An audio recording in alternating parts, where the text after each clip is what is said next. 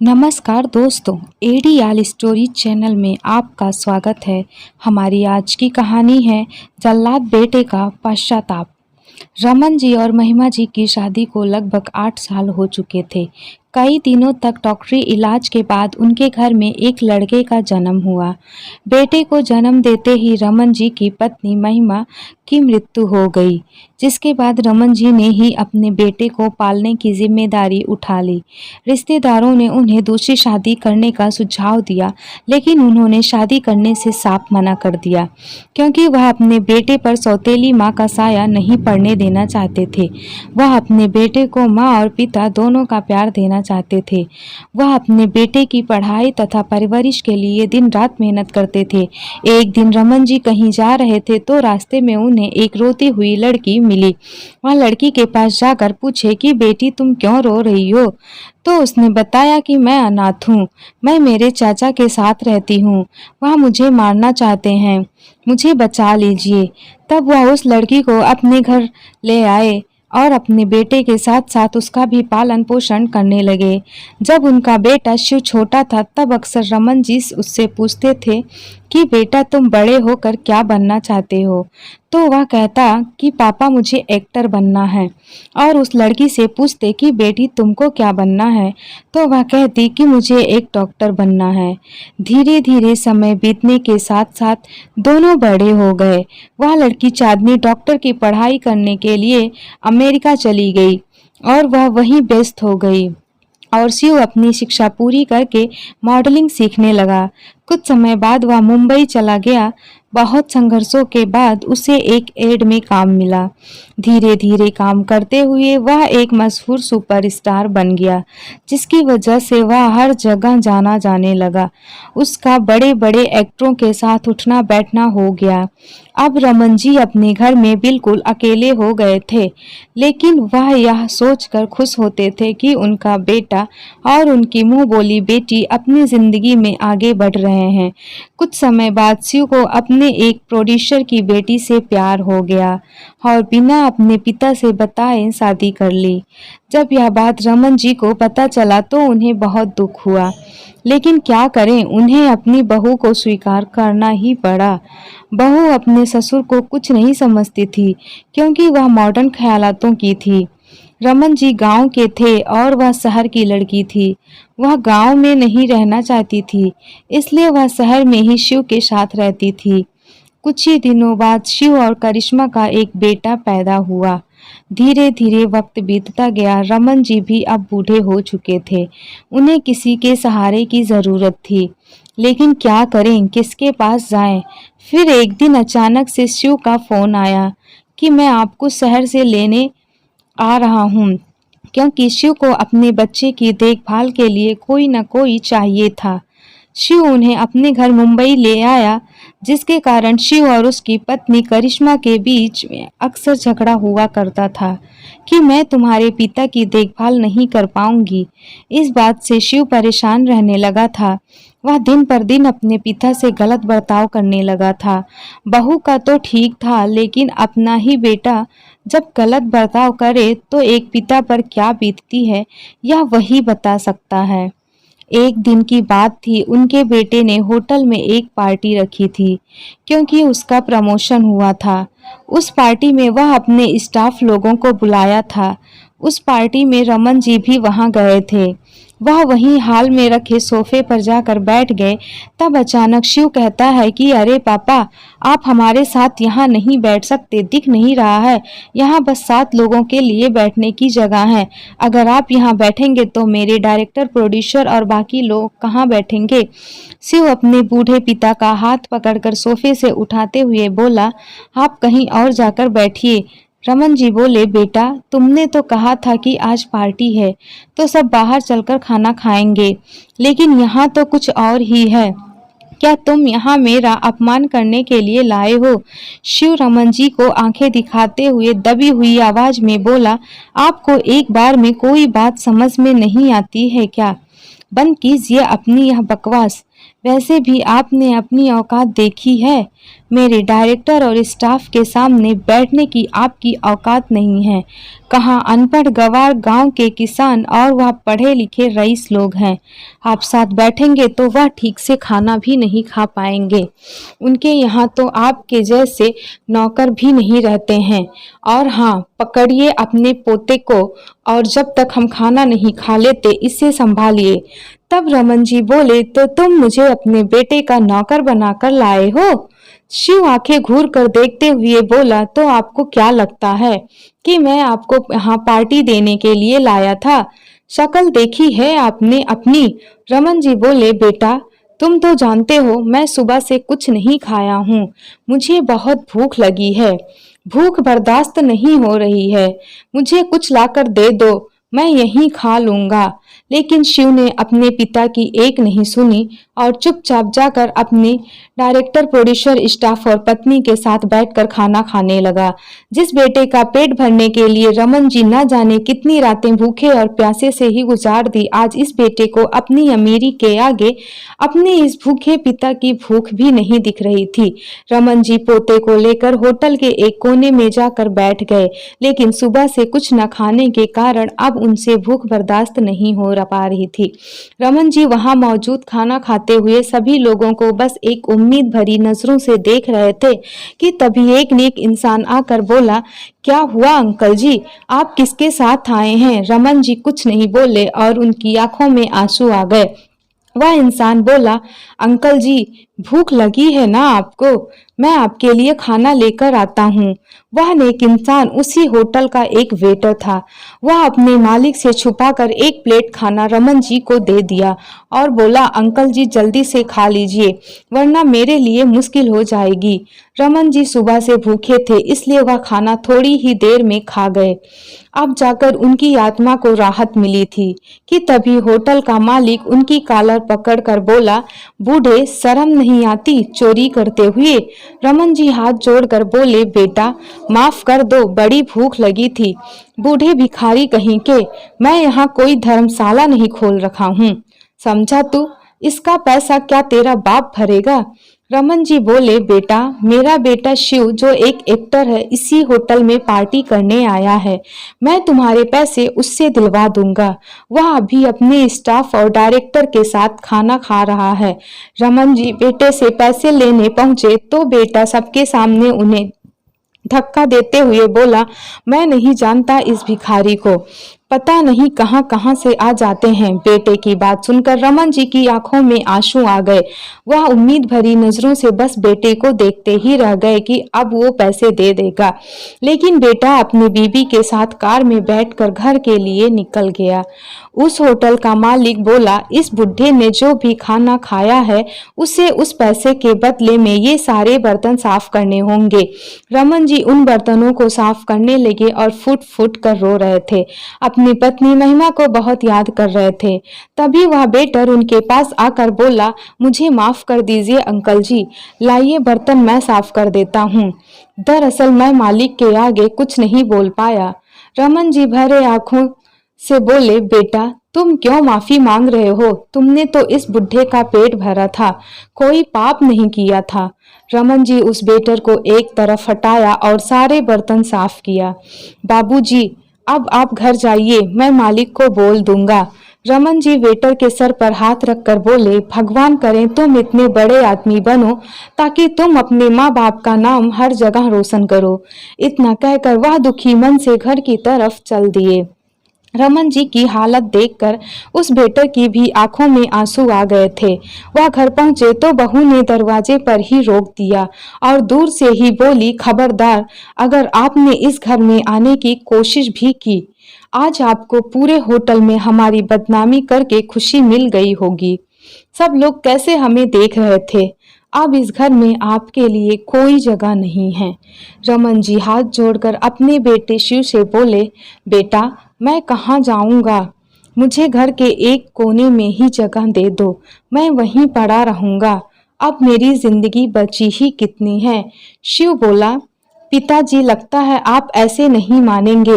वह वहां से जबरदस्ती ले जाकर आधी रात को एक वृद्धाश्रम के गेट पर छोड़ दिया। लेकिन जिस वृद्धाश्रम में वह अपने बाबूजी को छोड़ने आया था, उसे पता भी नहीं था कि वह वृद्धाश्रम किसका है। रमन जी हाथ जोड़कर बोले, ऐसा अन्याय मत कर बेटा। अपने बूढ़े बाप को इस तरह से यहाँ छोड़कर मत जाओ। मैं यहाँ अकेले नहीं रह पाऊंगा। यहाँ मेरा कौन है, क्या तुम भूल गए? मैं तुम्हें अपने कंधों पर बैठाकर स्कूल छोड़ने जाता था, तुम्हें गरम गरम रोटियां बनाकर खिलाता था, तुम्हारे हर अरमान पूरे करता था, तुम्हारी हर जिद को पूरी करता था, तुम्हारी हर खुशी को मैं मानता था। अपने लिए कोई चीज नहीं खरीदी, पर तुम्हें कभी किसी चीज की कमी नहीं होने देता था। और आज तुम अपने बाप को घर से जबरदस्ती यहाँ वृद्ध आश्रम ले आए हो, वो भी सिर्फ अपनी पत्नी के कहने पर। नहीं बेटा, ऐसा अन्याय मत करो। रमन जी अपने बेटे शिव से रो रो कर कह रहे थे, बेटा मुझे अपने साथ घर ले चलो। शिव खुद से दूर करते हुए कहा, बस बंद करो अपना यह नाटक, और याद रखो यहाँ नहीं रहोगे तो किसी दिन स्टेशन जाकर ट्रेन के नीचे कट कर मर जाना, या फिर भूखे मर जाओ, पर मैं अपने घर में तुम्हें दोबारा नहीं ले जाऊंगा। आपके रहने से मेरे पूरे घर की शोभा ही खराब हो जाती है, मेरे घर की शांति ही भंग हो जाती है। आपकी वजह से मैं अपने यार दोस्तों को घर नहीं ला पाता हूँ। ऊपर से करिश्मा भी अलग झगड़ा बवाल करती रहती है कि वह आपके लिए खाना नहीं बनाएगी, आपकी सेवा नहीं करेगी। आपकी सही जगह वृद्धाश्रम में ही है। मेरा बस चलता तो किसी रेलवे स्टेशन पर छोड़ ही देता। बेटा, मुझे मेरे गांव वाले घर ही छोड़ दे, मैं वहीं गुजारा कर लूंगा और तुम दोनों को कभी भी परेशान नहीं करूंगा। शिव हंसते हुए बोला, कौन से घर की बात कर रहे हैं आप? अभी 2 महीने पहले जो आपने कागजों पर साइन किए थे, वह उसी घर को बेचने के कागज थे। वह पुराना घर अब बिक चुका है। रमन जी बोले, क्या तुमने घर बेच दिया और मुझे बताया तक नहीं? उस घर में मेरी पत्नी और तुम्हारी माँ की कितनी यादें थीं। माँ की यादों का क्या करूँगा? उनके साथ उनकी यादें भी चली गई और अब आपसे भी छुटकारा चाहता हूँ। ठीक है बेटा, जो बीमा का पैसा मैंने बैंक में जमा कराया था वही निकाल कर दे दे। उन्हें लेकर 4 धाम की यात्रा पर चला जाऊंगा और फिर कभी लौटकर नहीं आऊंगा। पर बेटा, मैं इस वृद्धाश्रम में नहीं रह सकता हूँ। इस शहर में मैं किसी को नहीं जानता। उनकी बात सुनकर शिव हंसते हुए बोला, अच्छा, आपको क्या लगता है घर आपके बिना बताए मैं बेच सकता हूँ तो क्या आपके पैसे आपके नाम जमा करवा दूंगा? वह पैसे तो मैंने खर्च कर दिए, क्योंकि इतने बड़े शहर में फ्लैट लिया हूँ, गाड़ी ली है, वह सब उसी पैसे से लिया हूँ। और वैसे भी आपके मरने के बाद सारी संपत्ति तो मेरी ही थी ना, तो आपके जीते जी मैंने ले ली, तो इसमें कौन सा बड़ा पाप कर दिया? और हाँ, आपको पैसे चाहिए ना? रुकिए। शिव ने अपनी जेब से 5,000 रुपए निकाले और उनके हाथ में देते हुए बोला, यह लो, और आज तक जो आपने मेरे लिए किया है उसका यह मुआवजा है। इतना कहकर वह वहां से चला गया। रमन जी अपने बेटे को जाते हुए देखकर मन ही मन सोचते हुए फुट फुट कर रोने लगे, हे भगवान, क्या इसी दिन के लिए आपने मुझे बेटा दिया था? शायद मैंने ही कुछ पाप किए थे जो मेरा बेटा ऐसा है। इतना सोचते सोचते वह आश्रम के दरवाजे पर बेहोश होकर गिर पड़े। अचानक गिरने की आवाज से आश्रम के अंदर से कुछ लोग भागते हुए आए। तब तक शिव की गाड़ी वहां से जा चुकी थी। सब रमन जी को वृद्धाश्रम के अंदर ले गए। फिर रजिस्टर पर पता करने वालों की आखिर यह कौन है, देखा तो वहां बस रमन जी का ही नाम लिखा था। वहां लाने वाले का कोई नाम नहीं था। रमन जी की हालत बिगड़ती जा रही थी। उन्हें डॉक्टर से दिखाया गया तो पता चला कि टेंशन की वजह से उन्हें दिल का दौरा पड़ा है। समय के साथ साथ रमन जी की भी हालत और बिगड़ती जा रही थी और वह अब बिस्तर पर ही रहते थे। बड़ी मुश्किलों के बाद उनकी हालत में थोड़ी बहुत सुधार आई थी। ऐसे में 4 महीने बीत गए। एक दिन वृद्धाश्रम की मालकिन विदेश से अपनी डिग्री पूरी करके लौटी थी, जो इस वृद्धाश्रम को चलाती है। उसके आते ही आश्रम के मैनेजर ने कहा, मैडम जब आप यहाँ नहीं थीं तो इसी बीच में कोई आदमी अपने बूढ़े पिता को यहाँ छोड़कर गया है। उनकी हालत बहुत खराब थी और आज तक उन्हें देखने के लिए या उनका हाल चाल भी पूछने के लिए कोई नहीं आया। परेशानी तो यह है कि बूढ़े अंकल कुछ बताते भी नहीं हैं। अब आप ही बताइए क्या करें। इतने दिन बिना किसी परिचय के कैसे किसी को यहाँ रख सकते हैं। कोई तो उनका होगा इस दुनिया में, कोई तो उनकी गारंटी लेने वाला होगा। चांदनी बोली, क्या बूढ़े पिता को यहाँ कोई रात में छोड़ गया था और फिर कभी देखने भी नहीं आया? अरे कैसे निर्दय बच्चे होंगे जो अपने पिता को रात के अंधेरे में छोड़ गए। जब इंसान को बुढ़ापे में अपने बच्चों की जरूरत होती है तो कोई अपने माँ बाप के साथ ऐसा व्यवहार कैसे कर सकता है? वह कहाँ से आए हैं, क्या नाम है, उनके घर वाले कहाँ हैं, जिससे कि उनका पता लग सके? चांदनी ने मैनेजर से पूछा। नहीं मैडम जी, हम सब ने बहुत कोशिश की पर बूढ़े अंकल कुछ नहीं बता रहे हैं।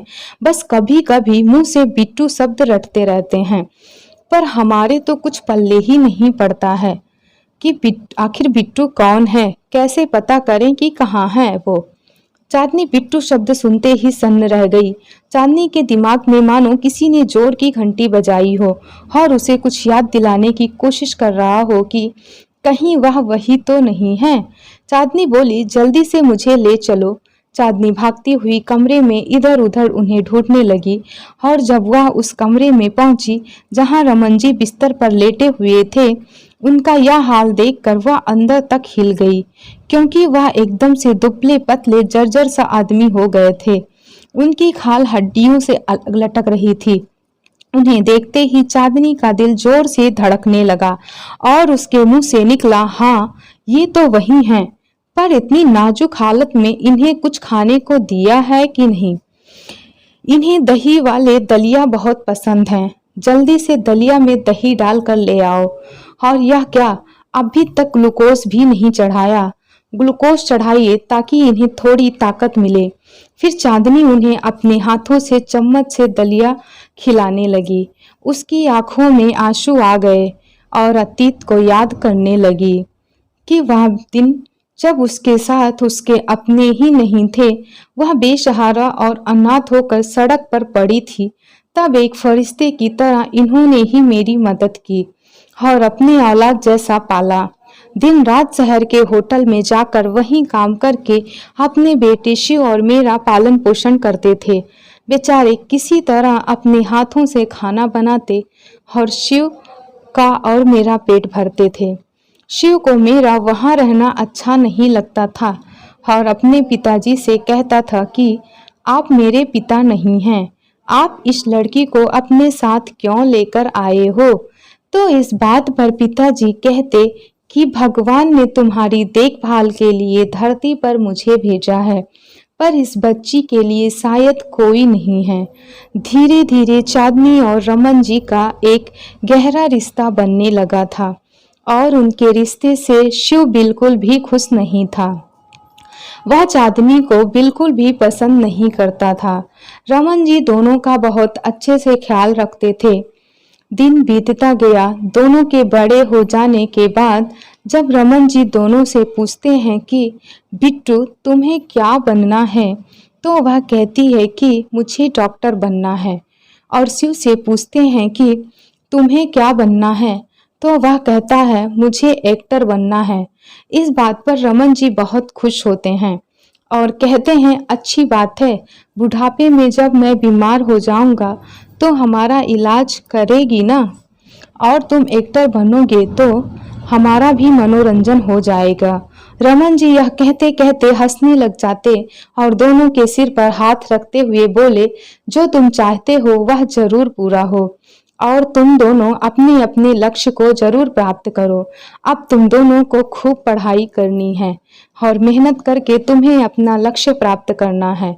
रमन जी कहते हैं कि शिव अगर तुम एक्टर बन गए तो क्या मेरी देखभाल करोगे? तो इस बात पर शिव गुस्से से कहता है कि आप तो चांदनी से ज्यादा प्यार करते हैं, तो यही आपकी देखभाल करेगी, मैं नहीं कर पाऊंगा।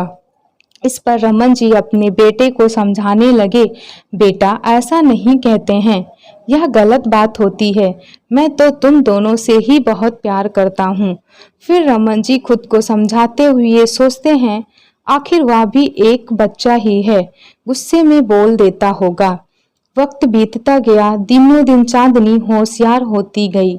हर साल अपने क्लास में फर्स्ट आने लगी और शिक्षकों की शाबाशी मिलने से उसका हौसला और भी बढ़ता गया।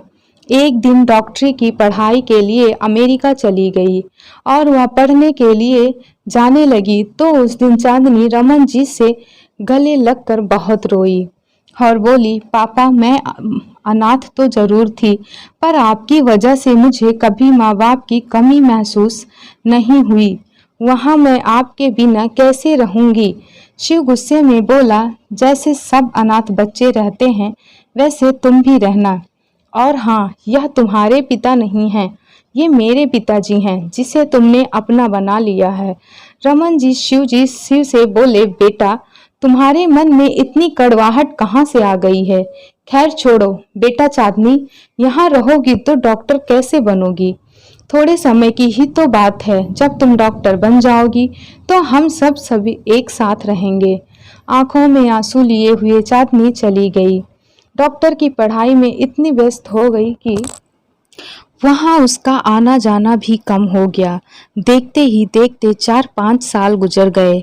एक दिन उसे पता चला कि शिव गांव का वह घर खाली करके पापा के साथ मुंबई चला गया है, तो उसे बहुत सदमा लगा।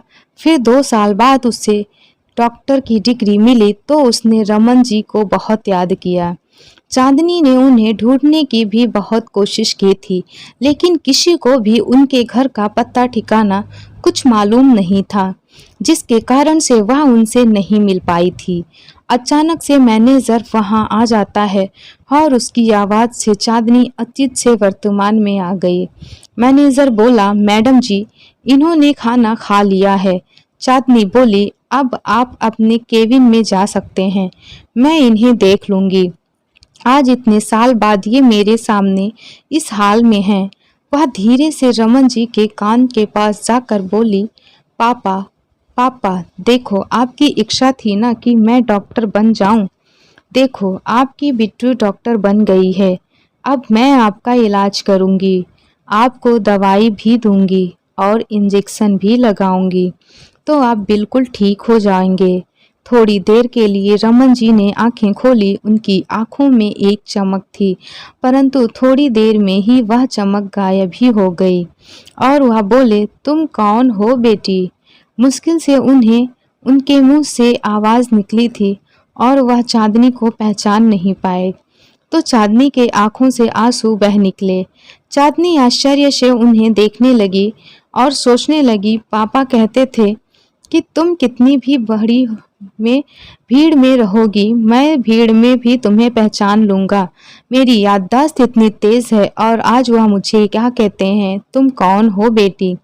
चांदनी रमन जी के पास बैठकर फुट फुट कर रोती रही और उनका माथा सहलाती रही। मैनेजर बोला, मैडम आप रो रही हैं, क्या आप इन्हें जानती हैं। चांदनी धीरे से बोली, हाँ जानती तो हूँ, मुझ पर इनका बहुत बड़ा कर्ज है। किसी अनाथ को दुनिया की भीड़ से बचाकर जीना कैसे है इन्होंने ही सिखाया था। चांदनी ने खुद को संभाला और उसने मैनेजर से बोला, तुम फॉर्म और रजिस्टर पर उनके रिश्तेदारों की जगह मेरा नाम लिख दो और इन्हें यहाँ से स्पेशल रूम में शिफ्ट करो और जो भी खर्चा आएगा मुझे बता देना। इतना कहते हुए वह रोते हुए वहां से चली गई। वह आज घर देर से पहुंची तो उसके पति समर ने जब कारण पूछा तो चांदनी ने सारी बात बताई और बोली, शिव का स्वभाव बचपन से अच्छा नहीं था, शायद आज भी वह ऐसा ही होगा, तभी तो वह पापा को वहां अकेले छोड़कर चला गया। इसका मतलब वह इसी शहर में ही है। मैं उसे कभी भी माफ नहीं करूंगी। जो इंसान किसी अनजान के लिए इतना सोच सकते हैं, तो सोचो वह अपने बेटे के लिए क्या कुछ नहीं किए होंगे। मैं उसे अपना भाई समझती थी, सोचती थी कभी मिलेगा तो उसकी हर संभव मदद करूंगी, क्योंकि पापा ने जो मेरे लिए किया था वह मैं कभी नहीं भूल सकती हूँ। समर बोला, जो अपने पिता का सगा नहीं हुआ वह तुम जैसी अनाथ का कभी सगा नहीं होगा। फिर भी तुम जो चाहो करो, मैं तुम्हारे साथ हूँ। अगले दिन समर चांदनी के साथ वृद्धाश्रम में पहुंचा तो रमन जी को वहां देखकर उसके पैरों तले जमीन खिसक गई। उसने कहा, इन्होंने ही आशीर्वाद दिया था। शायद इस कारण मैं आज इस लायक बन पाया हूँ कि उनके जैसे कितने ही लोगों की रोज मदद करता हूँ। यहाँ तक कि उसने अपने शहर में एक नया होटल तक खोल लिया है। वह तो अक्सर रमन जी को याद करता है। सोचा था कि कभी मिलेंगे तो उनका शुक्रिया अदा जरूर करूंगा, लेकिन नहीं पता था कि वह इस हालत में मिलेंगे। उन्हें देखकर समर ने चांदनी को जब सारा सच बताया तो उसका गुस्सा 7वें आसमान पर चढ़ गया। चांदनी का पति समर कोई और नहीं बल्कि रमन जी को होटल में खाना खिलाने वाला वह वेटर ही था। चांदनी ने वृद्धाश्रम में रमन जी के साथ एक वीडियो बनाया। उसने शिव के लिए एक संदेश भी भेजा। शिव, शायद तुम्हें याद नहीं, जो तुम्हारे घर में एक चांदनी नाम की लड़की आई थी। पापा की सारी जिम्मेदारी अब वह उठाना चाहती है। बस तुम्हारी मंजूरी चाहिए। अगर तुम मुझसे मिल सको तो मुझे बहुत अच्छा लगेगा। चांदनी ने जाल फैलाया और शिव उस जाल में फंस गया। एक दिन शिव की पत्नी सोशल मीडिया पर चांदनी की रमन जी के साथ वृद्धाश्रम वाली वीडियो देखी और शिव से बोली, सुनो जरा, देखो तो यह ससुर जी के साथ डॉक्टरनी लड़की कौन है जो आपका नाम लेकर आपको ढूंढ रही है। शिव पहले तो घबरा गया, फिर करिश्मा की बात सुनकर बोला, अच्छा तो यह सच में डॉक्टर बन गई। पापा ने इस लड़की के लिए मुझ पर भी ध्यान नहीं दिया था। वह तो मेरी किस्मत अच्छी थी कि मैं एक्टर बन गया। करिश्मा बोली, सोचो, इतनी बड़ी डॉक्टर है, हमारी कितनी मदद कर सकती है। और अच्छा है पापा जी का सारा खर्चा खुद उठा रही है।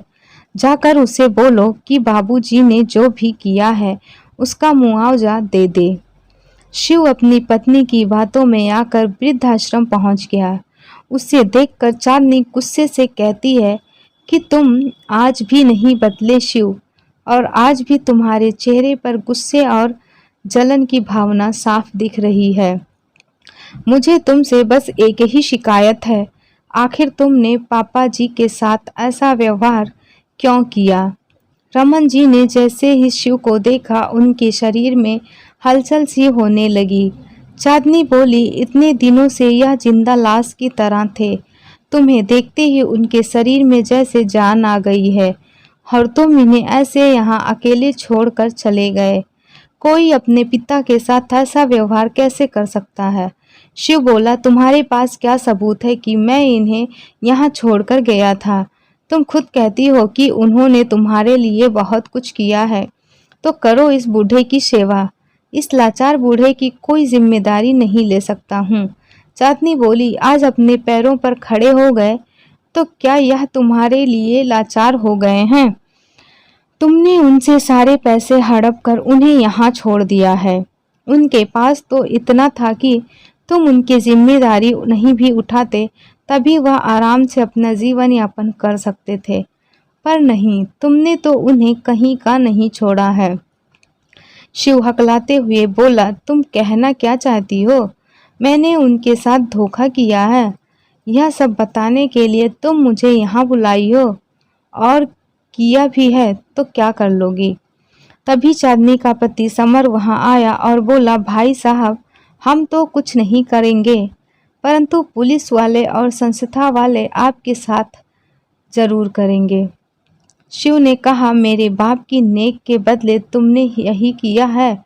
समर बोला, यह बताने के लिए बुलाया था कि आज तुमने अपने पिता के साथ गलत किया है। कल को तुम्हारा बेटा भी तुम्हारे साथ यही करेगा, क्योंकि तुम्हें पता भी है सारी दुनिया तुम्हें देख रही है। चांदनी शिव को लाइव वीडियो टीवी पर दिखा रही थी। शिव जल्दी जल्दी में अपना चेहरा छुपाने लगा। संस्था वाले बोले, अरे आखिर काम ही ऐसा क्यों करते हो कि दुनिया के सामने अपना चेहरा और नाम छुपाने की ज़रूरत पड़े।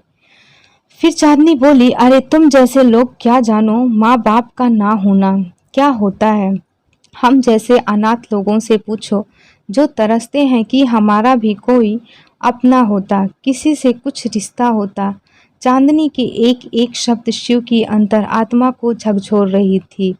शर्म से उसकी नजरें झुक गईं। चांदनी बोली, शिव मैं बस तुम्हें ये बताना चाहती थी कि आज तुम अपने माता पिता के सगे नहीं हुए तो तुम्हारा भी कोई नहीं होगा, क्योंकि जो अपने माँ बाप का सगा ना हुआ वह अपने बेटे का सगा कैसे होगा। चांदनी ने पुलिस के सामने रमन जी की देखभाल की जिम्मेदारी उठाई और शिव को उनके हर रिश्ते से आज़ाद कर दिया। 1 साल बाद जब शिव जेल से लौटकर आया तो कई दिनों तक सो नहीं पाया। उसे अपने पिता की बहुत याद आ रही थी। उसने अपने पिता की सारी संपत्ति उस वृद्धाश्रम के नाम करने का फैसला कर लिया। करिश्मा ने बहुत हंगामा किया। लड़ाई झगड़े के बाद भी वह नहीं माना। उसने अपनी पत्नी से कहा, मैंने जो गलती की है उसका प्रायश्चित मैं ज़रूर करूँगा और मैं नहीं चाहता कि हमारे बुढ़ापे में हमारा बेटा भी हमें किसी वृद्धाश्रम में रात को छोड़ आए। एक रोज़ रमन जी को थोड़ा होश आया तो चांदनी बोली, पापा आपने मुझे पहचाना, मैं आपकी बिट्टू। पास खड़ा समर भी बोला, अंकल क्या आपने मुझे भी पहचाना। आपके आशीर्वाद के कारण आज मैं बहुत बड़े होटल का मालिक हूँ और आप जानते हैं उस होटल का नाम मैंने आपके नाम पर रखा है, जो आपके नाम से जाना जाता है। बेटा तुम लोग ऐसे ही तरक्की करते रहो, मेरा आशीर्वाद हमेशा तुम दोनों के साथ रहेगा। चांदनी और समर को पास बुलाकर जैसे ही पीठ थपथपाए वैसे ही उनकी सांसें नीचे ऊपर होने लगी। चांदनी ने उन्हें पानी पिलाया और अपना हाथ उनके सीने पर रखा। वैसे ही उनकी सांस रुक गई और वह सदा के लिए भगवान के पास चले गए। चांदनी पूरी तरह से टूट गई थी। चांदनी ने इसकी खबर शिव को दी। शिव वहां जाकर अपने किए की माफ़ी मांगने लगा और जब मुखाग्नि देने की बारी आई तब उसने चांदनी से कहा कि बहन मैं इस लायक नहीं हूँ कि अपने पिता को मुखाग्नि दे सकूं। इसका हक तुम्हें जाता है। तुम ही अपने पिता को अंतिम विदाई दे दो। तब चांदनी ने नम आंखों से अपने पापा जी की विदाई की और अपनी बहन से माफ़ी मांगते हुए शिव ने अपने सारे जायदाद जो अपने पिता से हड़प कर ली थी उसे वृद्धाश्रम के नाम पर कर दिया और अपने पश्चाताप के लिए अपनी पत्नी से सारे रिश्ते ख़त्म करके वह भी उस वृद्धाश्रम में आने वाले बुजुर्गों की देखभाल करने लगा। दोस्तों, हमें अपने माता पिता का कभी तिरस्कार नहीं करना चाहिए, क्योंकि उनका तिरस्कार करना दुनिया का सबसे बड़ा पाप होता है। वह हमारे लिए भगवान के जैसे होते हैं। दोस्तों, कहानी कैसी है कमेंट्स में ज़रूर बताएं। कहानी अच्छी लगी हो तो वीडियो को लाइक शेयर करना ना भूलें। इसी तरह की और भी कहानी को देखने के लिए चैनल को सब्सक्राइब जरूर करें। धन्यवाद। आइए मिलते हैं एक नई कहानी के साथ।